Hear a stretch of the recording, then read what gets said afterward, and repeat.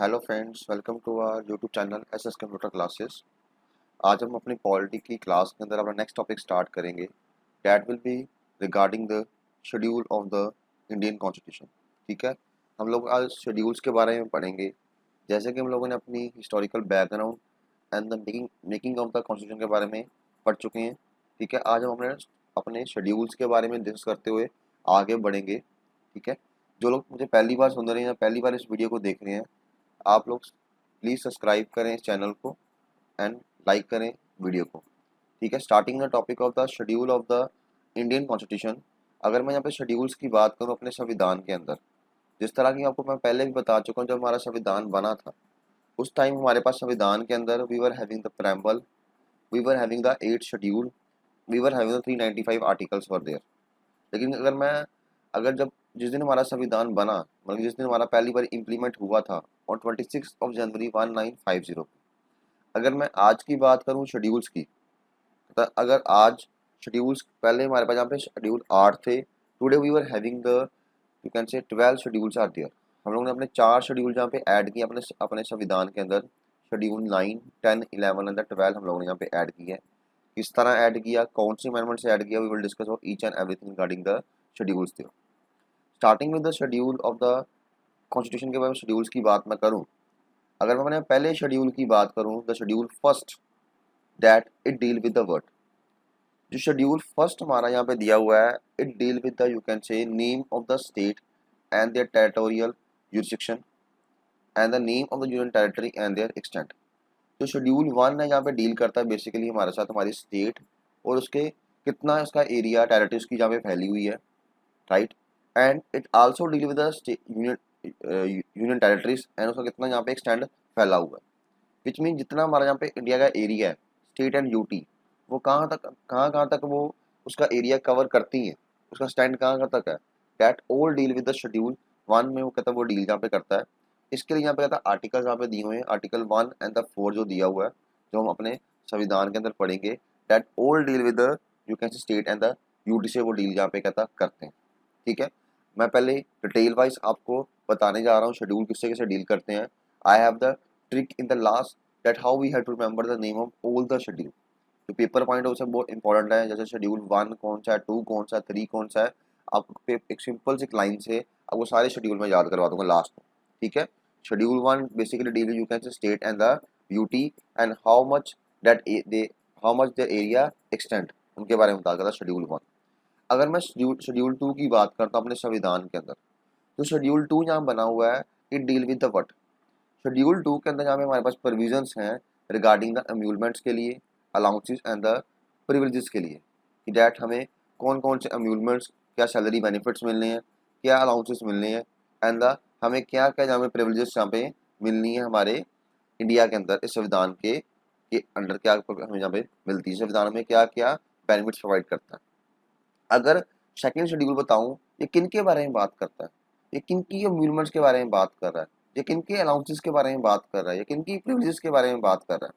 They basically talk about the, ये बात कर रहा है यहाँ पे प्रेसिडेंट ऑफ इंडिया को कितनी सैलरी मिलनी है, उसको क्या क्या जहाँ बेनिफिट्स मिले हुए हैं, क्या क्या उसको अलाउंसेस मिले हुए हैं। ये गवर्नर ऑफ स्टेट के बारे में बात करता है। ठीक है, इनके लिए मैंने आर्टिकल भी बता दिए हुए हैं। अगर राष्ट्रपति की बात करूँ तो आर्टिकल 59 के अंदर ये बात करता है। अगर गवर्नर की बात करूँ तो उसके लिए आर्टिकल 158 के अंदर इसके बारे में बताया गया होगा, शेड्यूल 2 के बारे में इस आर्टिकल से अंदर आगे बता डिफाइन किया होगा।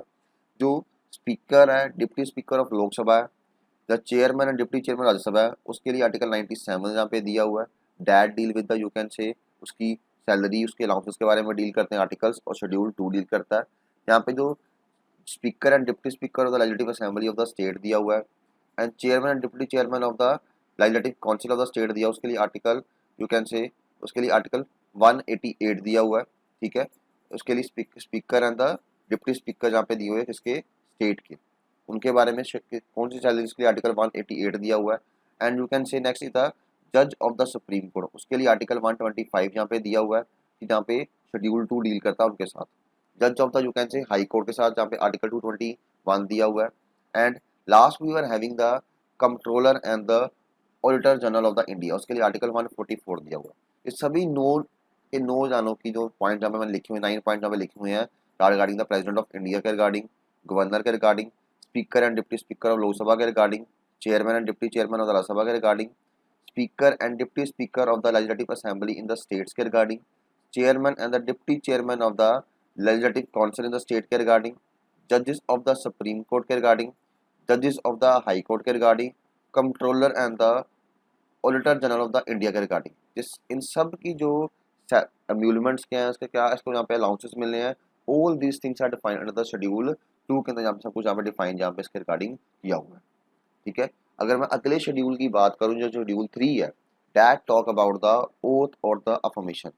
ठीक है, ये बिल्कुल ही हमारे ह्यूमन नेचर के बारे में बता रहा है कि पहले हम लोग पहले शेड्यूल 2 सैलरी की बात कर रहा है, ये शेड्यूल 3 ओथ और अफर्मेशन की बात कर रहा है, विच मीन हम पैसे की बात पहले करेंगे, ओथ बात लेंगे किसी भी काम को करने के लिए। हमें कितने पैसे मिलते हैं उसकी बात पहले करते हैं, वो काम करना कि नहीं करना उसकी ओथ शेड्यूल 3 में डिफाइन की ओथ है द अफर्मेशन के रिगार्डिंग। यहाँ पे किसकी ओथ की बात कर रहा है शेड्यूल 3? बेसिकली जो शेड्यूल 3 है यहाँ पे फॉलोइंग पर्सन की ओथ की बात कर रहा है, like it talk about the oath और the affirmation of the union minister के बारे में, जो हमारे सेंट्रल गवर्नमेंट के मिनिस्टर्स बने उनकी ओथ की बात कर रहा है। यहाँ पे कैंडिडेट है जो इलेक्शन लड़ रहा है पार्लियामेंट के लिए, यहाँ पे पार्लियामेंट के जो इलेक्शन लड़ने के लिए जो खड़ा हो रहा है कैंडिडेट, लाइक चाहे वो लोकसभा के लिए चाहे वो राज्यसभा के लिए, उसकी ओथ की बात हो रही है। यहाँ जो बंदा मेंबर ऑफ पार्लियामेंट बनता है इलेक्शन जीतने से पहले, जो ओथ है ना वो भी लेनी है, इलेक्शन जीतने के बाद जो मेंबर बनने के बाद पार्लियामेंट की वो भी ओथ की बात कर रहे हैं। यहाँ पे जज ऑफ द सुप्रीम कोर्ट की बात हो रही है, उन्होंने कैसे ओथ लेनी है, शेड्यूल 3 के अंदर वो ओथ लेते हैं। यहाँ पे controller and the auditor general of the India वो कैसे ओथ यहाँ पे लेता है। यहाँ पे स्टेट मिनिस्टर आगे, मतलब कि यहाँ पे राज्य मंत्री आगे, हर राज्य के जो मिनिस्टर होंगे उन्होंने कैसे यहाँ पे ओथ लेनी है। And the candidate for the election to the state legislature, मतलब कि जो यहाँ पे कैंडिडेट हैं जो इलेक्शन लड़ने जा रहे हैं किसके लिए, स्टेट लेजिस्लेचर के लिए, उनके रिगार्डिंग यहाँ पे कहता क्या ओथ है। जो मेंबर बनते हैं हमारे स्टेट लेजिस्लेचर के उनके रिगार्डिंग यहाँ पे क्या ओथ है, वो शेड्यूल 3 डील करता है। एंड जज of the you can say high court यहाँ पे जो मेंशन किए हुए हैं, जो उनकी ओथ भी है that is also define in the you can से शेड्यूल 3 के अंदर उनकी ओथ यहाँ पे डिफाइन की हुई है। बेसिकली जो ओथ और अफर्मेशन यहाँ पे दिया हुआ है सिंपली ये ओथ की बात करता है कि हमने ओथ किन किन जानों ने यहाँ पे ओथ लेनी शेड्यूल 3 के अंदर यहाँ पे। ठीक है, द शेड्यूल जो 4 जहाँ पे मेंशन किया हुआ है, schedule 4 is a very basic schedule that deal with the how we have to allocate the seats in the Rajya Sabha. ये जो राज्यसभा जहाँ पे बनी हुई है, कहता है उसकी जो सीट्स हम लोगों ने किस तरह एलोकेट करनी है, इसके रिगार्डिंग टू द स्टेट्स को एंड द यूटीज को, मतलब कितनी यहाँ पे सीट्स एक स्टेट को मिले राज्यसभा की और यूटी को मिले, that is defined under the schedule 4 के अंदर यहाँ पे डिफाइन यहाँ पे कहता किया हुआ है। ठीक है, उसके लिए यहाँ पे आर्टिकल 4 और जो आर्टिकल 80 है, आर्टिकल 4 जो यूटी स्टेट एंड यूटी से डील यहाँ पे करता है, जो आर्टिकल 80 है दैट डिफाइन द राज्यसभा को जो डिफाइन करता है, these both article cover about the schedule 4 also. ठीक है, ये डील करते हैं that how we have to allocate the seat in the Rajya Sabha the state and the UT में किस तरह सीटें यहाँ पे डिवाइड यहाँ पे कहता करनी है। जो हमारा 5th शेड्यूल जहाँ पे कहता बना हुआ है व्हाट इट डील विद, जो 5th शेड्यूल की जो प्रोविजंस हैं basically that deal with the you can say how we have to control the, how we have to administer the schedule area and the schedule tribe. जो areas को हमारे संविधान के अंदर शेड्यूल एरिया में डिफाइन किया गया है, उन एरिया को किस तरह यहाँ पे कंट्रोल करना है हमारी सरकार ने। जो ट्राइबल हमारे शेड्यूल ट्राइब एरिया, जो ट्राइबल एरिया जो हमारे शेड्यूल ट्राइब के अंदर जहाँ पे कवर होते हैं, उनको किस तरह यहाँ पे कंट्रोल करना है, उनके लिए जो भी सारी प्रोविजन यहाँ पे मेंशन की हुई हैं that are defined under schedule 5 के अंदर यहाँ पे डिफाइन यहाँ पे कहता किया हुआ है। उसके लिए एक आर्टिकल भी दिया हुआ है, article 244 is the article which will discuss later on. जब हम अपना संविधान के बारे में हर प्रोविजन के बारे में पढ़ेंगे we will discuss about the article 244 also. ठीक है, जो शेड्यूल 5 बेसिकली डील करता है यहाँ पे that how we have to administer and the control of the scheduled areas and the scheduled tribe in the India there। अगर मैं schedule 6 की बात करूं, जो शेड्यूल 6 है that also you can say it deal with the control and the administration of the tribal area। जो schedule 6 है यहाँ पे डील करता that how we have to control the tribal area, हमें ट्राइबल एरिया किस तरह यहाँ पे कंट्रोल करना है, how we have to administer the tribal areas। लेकिन कौन सा ट्राइबल एरिया, द शेड्यूल 6 जो करता है ट्राइबल एरिया कंट्रोल करता है इन the area of the you can say Assam, Meghalaya, Tripura and the Mizoram. ठीक है, जो हमारा एरिया मेंशन किया हुआ किसके अंदर, असम के अंदर जो ट्राइबल एरिया है, मेघालय के अंदर जो ट्राइबल एरिया दिया हुआ है, त्रिपुरा के अंदर जो ट्राइबल एरिया दिया हुआ है, एंड द मिजोरम के अंदर जो ट्राइबल एरिया दिया हुआ है, that in four you can से इन द फोर स्टेट्स के अंदर जो ट्राइबल एरिया दिया हुआ है उनको किस तरह यहाँ पे कंट्रोल करना है, that is defined you can से शेड्यूल 6 के अंदर यहाँ पे डिफाइन यहाँ पे कहता किया हुआ है। इसके लिए हम यहाँ पे आर्टिकल्स भी आगे पढ़ेंगे, जहाँ पे आर्टिकल में वेल डिफाइन किया होगा, that is article 244 and article 275 जो आर्टिकल जो मेंशन किए हुए हैं, that discuss about the tribal area in the Indian संविधान आल्सो। ठीक है, यहाँ पे जो शेड्यूल 5 था वो सिर्फ schedule area and the schedule tribe की बात कर रहा है पूरे इंडिया के अंदर। तो शेड्यूल 6 है जहाँ पे सिर्फ 4 स्टेट्स के अंदर शेड्यूल ट्राइबल एरिया की बात कर रहा है, कौन से, असम, मेघालय, त्रिपुरा एंड द मिजोरम के बारे में। ठीक है, अगर मैं अगले शेड्यूल की बात करूँ जो शेड्यूल 7 दिया हुआ है, शेड्यूल 7 में हमें बताया क्या हुआ है, that discuss about the federal structure of the you can से इंडिया के बारे में बात कर रहे हैं। ठीक है, जो आर्टिकल 246 के अंदर यहाँ पे डिफाइन हम लोगों ने यहाँ पे कहता किया हुआ बड़ी अच्छी तरह से।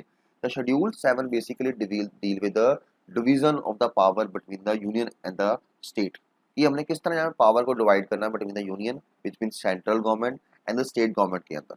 जब हम लोगों ने अपनी हिस्टोरिकल बैकग्राउंड के बारे में कवर किया था, in that we have done about the government of India act 1935 के बारे में डिस्कस हम लोगों ने वहाँ पे कहता किया था।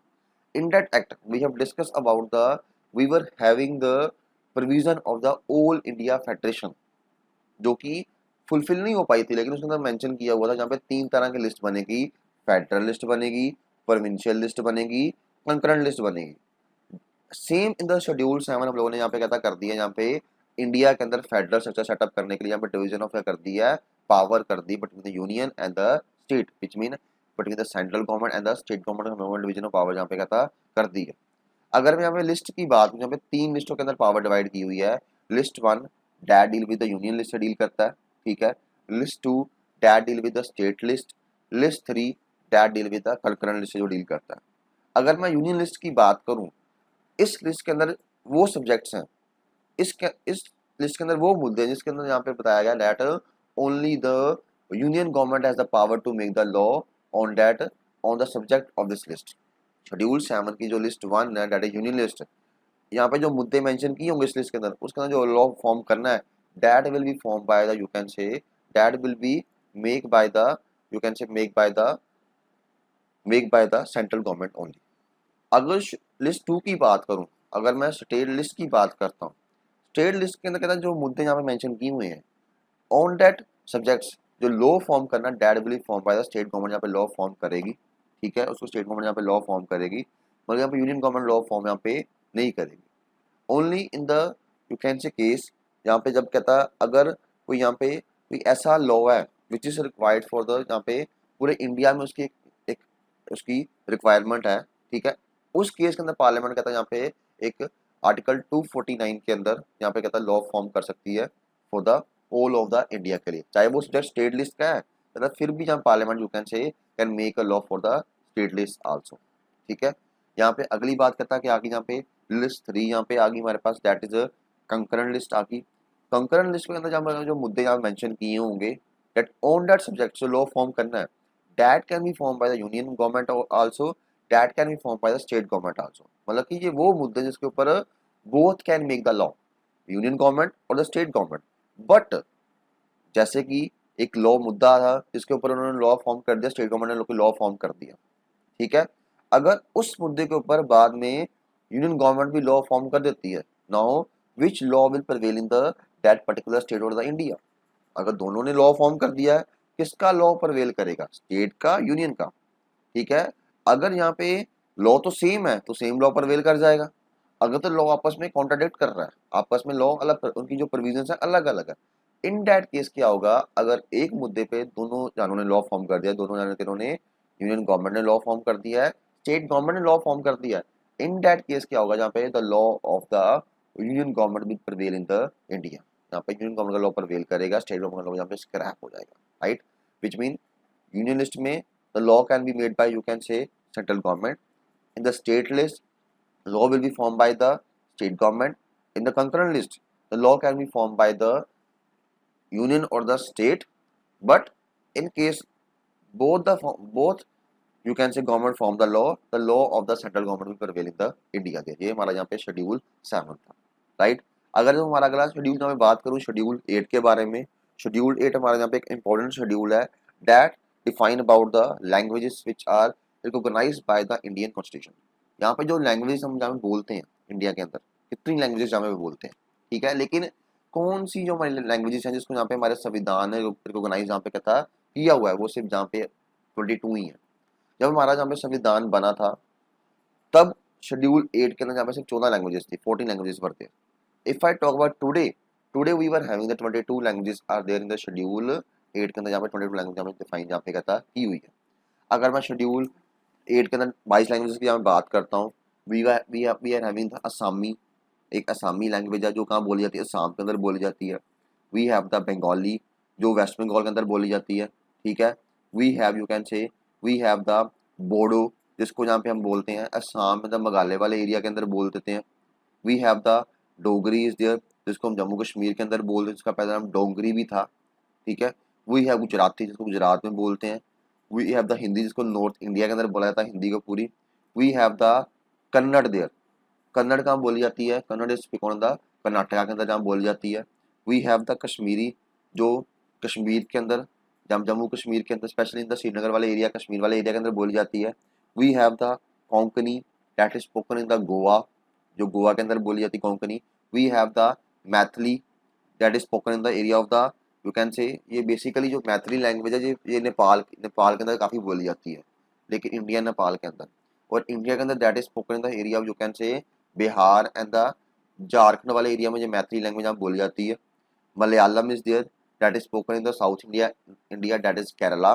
And we have the Manipuri ये बोली जाती है मणिपुर के अंदर। वी हैव द मराठी वो बोली जाती है महाराष्ट्र के अंदर। We have the Nepali basically ये लैंग्वेज जो नेपाल की लैंग्वेज है नेपाली, लेकिन इंडिया के अंदर भी ये लैंग्वेज काफ़ी बोली जाती है नेपाल, क्योंकि उस नेपाल से काफ़ी लोग इंडिया के अंदर यहाँ पे आ चुके हुए हैं, ये लोग बोलते हैं नेपाली भी, ठीक है। यहाँ पे उड़िया इसको इसको बोला जाता है यहाँ पे उड़ीसा के अंदर। We have the Punjabi that is spoken the Punjab के अंदर बोली जाती है, right. We have the Sanskrit ये भी नॉर्दर्न इंडिया के अंदर काफ़ी जो बोली जाती है संस्कृत लैंग्वेज बोली जाती है। We have the Santhali that is spoken in the area of you can say Assam के अंदर बोली जाती है, बिहार के अंदर बोली जाती है, झारखंड के अंदर बोली जाती है, Mizoram Orissa Tripura and the west Bengal वाले एरिया के अंदर सबके अंदर जहाँ पे संथाली लैंग्वेज जहाँ पे बोली जाती है, ठीक है। वी है द सिंधी लैंग्वेज जहाँ बेसिकली ये लैंग्वेज है that is spoken in the Sindh province of the you can say Pakistan के अंदर बोली जाती है, लेकिन इंडिया के अंदर भी इसको यहाँ पे रिकॉग्नाइज किया हुआ हमारे संविधान के अंदर 8 शेड्यूल के अंदर, ठीक है। जो तमिल है वो तमिलनाडु के अंदर बोली जाती है, ठीक है। जो तेलुगु लैंग्वेज है that is spoken in the Andhra and the Telangana के अंदर बोली जाती है Telugu. And Urdu basically it is spoken in the you can से Jammu and Kashmir and the Jammu and Kashmir के अंदर जहाँ पे उर्दू जहाँ पे बोली जाती है। यहाँ पे हमारे पास यहाँ पे 14 लैंग्वेजेस पहले थी, आज कितनी हो चुकी हैं 22 हो चुकी हैं। जो यहाँ पे 8 लैंग्वेज हम लोगों ने ऐड की वो किस तरह यहाँ पे कहता है ऐड की गई, इसके लिए यहाँ पे 3 मेजर अमेंडमेंट्स हुई थी। 21st amendment was there, 71st amendment was there, 92nd amendment was there. कौन सी अमेंडमेंट थी? 21st amendment, 71st and the 92nd, ठीक है। एक नंबर याद कर लो आप 21, 71 एंड द 92।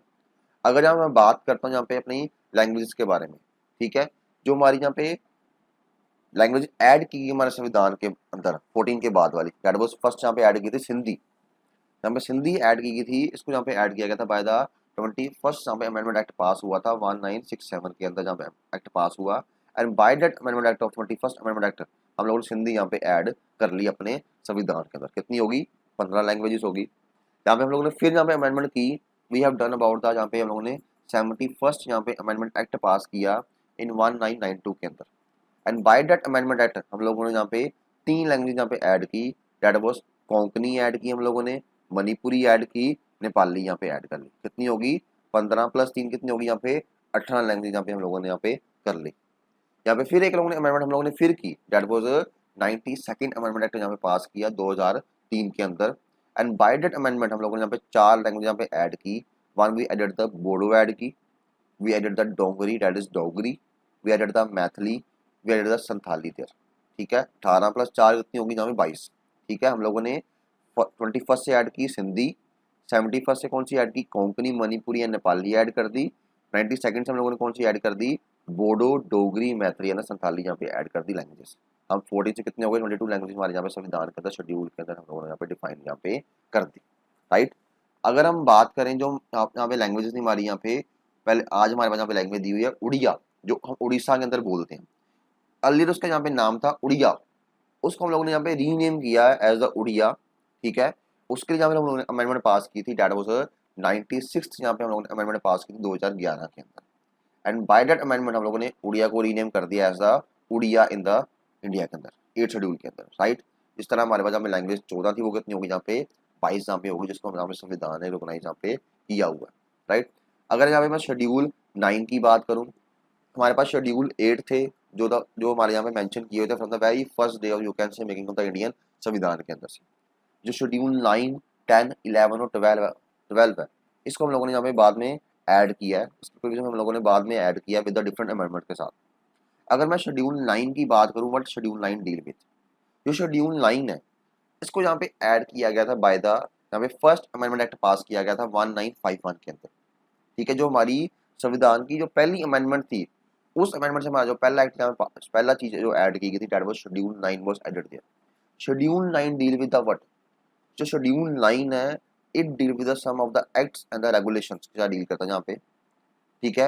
यहाँ पे कोई एक्ट है, जहाँ पे हमारे जो लॉज बने हुए हैं which are dealing with the land reform से वो डील करते हैं। यहाँ पे स्टेट गवर्नमेंट के जो लॉज हैं डील करते हैं लैंड रिफॉर्म से जो डील करते हैं। यहाँ पे जो लॉज हैं which deal with the that how we have to abolish the zamindari system को, इस तरह हम लोगों ने अबॉलिश करना है। जहाँ कुछ पार्लियामेंट के जो लॉज यहाँ पे मेंशन किए हुए हैं, ठीक है, वो सारे के सारे जो लॉज यहाँ पे शेड्यूल 9 के अंदर जो मेंशन किए हुए हैं, कहता जो शेड्यूल 9 के अंदर जो लॉ मेंशन किए होंगे, यहाँ पे कोई भी जो एक्ट है, कोई भी जो रेगुलेशन है जो शेड्यूल 9 के अंदर मेंशन किया हुआ है, दैट एक्ट और the regulation is protected from the you can से जुडिशियल रिव्यू। कहता है यहाँ पे वो लॉ प्रोटेक्ट होता है जुडिशियल रिव्यू से, कि उसके ऊपर जुडिशियल रिव्यू नहीं होगा। Judiciary will not check that law कि that either that act is और that regulation is violating the fundamental rights और द नॉट। चाहे कहता वो हमारे फंडामेंटल राइट्स हमें इन्फ्रिंज कर रहे हैं, चाहे हमसे वो हमारे राइट्स छीन दे रहे हैं, उसको वायलेट कर रहे हैं, करें, उसके ऊपर जुडिशरी रिव्यू नहीं करेंगे। मतलब कि यहाँ पे कोई भी जो एक्ट और रेगुलेशन जो पास होगा, जो शेड्यूल 9 के अंदर मेंशन होगा, तो उसके ऊपर यहाँ पे जुडिशियल रिव्यू नहीं होगा। पहले ये बताया गया था, इसको जब ऐड किया गया था, ठीक है। कब ऐड किया गया था, बाय द यहाँ पे फर्स्ट अमेंडमेंट एक्ट पास किया गया था 1951 के अंदर। बट लेटर ऑन यहाँ पे 2007 में सुप्रीम कोर्ट एक रूलिंग आ गई। सुप्रीम कोर्ट ने बोला यहाँ पे कोई भी जो लॉस है जो शेड्यूल 9 के अंदर जो ऐड किए गए हैं, लेकिन वो ऐड किए गए हैं 24 अप्रैल 1973 के बाद जो ऐड हुए हैं, जो उससे पहले ऐड हुए वो नहीं, जो 24 अप्रैल 1973 के बाद जो ऐड हुए हैं, that all the laws you can say are open to judicial review, उसके ऊपर यहाँ पे जुडिशियल रिव्यू कर सकती है। पहले ये अलाउड नहीं था, विच मीन अब कोई भी जो लॉ एक्ट और रेगुलेशन बना है, अगर वो एक्ट और रेगुलेशन हमारे यहाँ पे फंडामेंटल राइट्स को क्या कर रहा है, वायलेट कर रहा है, तो हम उसको यहाँ पे आज नल एंड वॉइड डिक्लेयर कर सकते हैं। लेकिन पहले ये अलाउड नहीं था। सुप्रीम कोर्ट 2007 में एक रूलिंग दी, उसके अंदर बोला कि दैट आफ्टर 24 अप्रैल 1973 के बाद जो जितने भी एक्ट शेड्यूल 9 के अंदर के बाद ऐड किए गए हैं, that all are open to judicial review को यहाँ पे ओपन हम लोगों ने कर दी है, ठीक है। ये हमारा शेड्यूल यहाँ पे 9 था। अगर मैं अगले शेड्यूल की बात करूँ, दैट इज शेड्यूल 10 की यहाँ बात करूँ, schedule 10 deal with the what, जो शेड्यूल 10 है that basically deal with the disqualification of the member से यहाँ पे डील करता है, ठीक है। यहाँ पे जो मेंबर है, चाहे वो पार्लियामेंट का मेंबर है, चाहे वो किसका मेंबर है, चाहे वो स्टेट लेजिस्लेचर का जहाँ मेंबर यहाँ पे मेंशन किया हुआ है, that how that member became disqualified, कि वो मैं यहाँ पे डिसक्वालीफाई यहाँ पे किस तरह यहाँ पे कहता होता है, on the ground of you can say defection से, ठीक है। On the ground of defection से मतलब यहाँ पे डिसक्वालीफाई यहाँ पे किस तरह यहाँ पे होगा, ठीक है। डिफेक्शन मीन जब हम यहाँ पे पार्टी बदलते हैं, जैसे one A was the person जो क्या बन गया यहाँ पे, वो एमपी या एमएलए बन के आया, एमपी बन के आया कांग्रेस से, ठीक है। लेकिन कहता क्या हो गया, उसने यहाँ पे एमपी बनने के बाद जब वो कांग्रेस के एमपी बना, for the benefits in the other, for the you can say benefits or you can say for the chair or the cabinet, government आ गई, किसकी गवर्नमेंट आ गई बीजेपी की।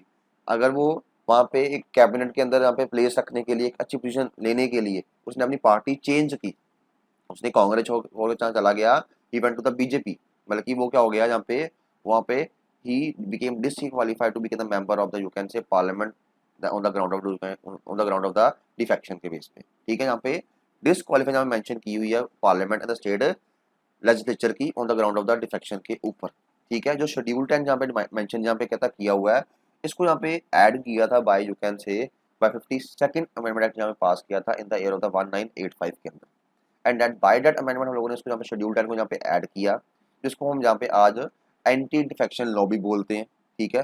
जो हमारे यहाँ पे आर्टिकल में यहाँ पे दो आर्टिकल है हमारे संविधान के। एक आर्टिकल है article 102 that talk about the disqualification of member of the parliament के बारे में बात करता है।